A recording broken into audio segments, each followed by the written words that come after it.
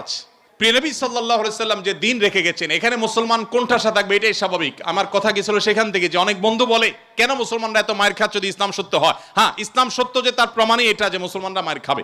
মুসলমানরা কখনো জুলুম করবে না, জুলুমের শিকার হতে পারে, মুসলমান কখনো জালিমের আসনে যাবে না। ব্যক্তিগত পর্যায়ে মুসলমান জালিম থাকতে পারে, সামষ্টিকভাবে সামগ্রিকভাবে বিশ্ববাসীর উপরে জুলুম এটা ছড়িয়ে দিবে, জুলুমের স্টিম রোলার চালাবে মুসলমানরা সামষ্টিকভাবে, এটা কোনোদিন হয়নি, ইতিহাসে কোনোদিন হবেও না।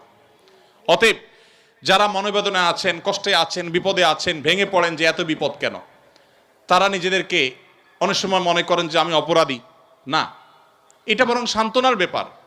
যে যত ইমানদার হবে তার জীবনে যত পরীক্ষা আসবে তার থেকে তত কষ্ট করতে হবে এবং কষ্টের মধ্য দিয়ে পার হতে হবে। ইমানদারের সাফল্য হলো যে যত কষ্টই হোক না কেন একভাবে না একভাবে কষ্ট শেষ হবে। কোনোভাবে যদি শেষ না হয় মৃত্যুর মাধ্যমে শেষ হবে। এরপরে যদি আল্লাহ তাআলা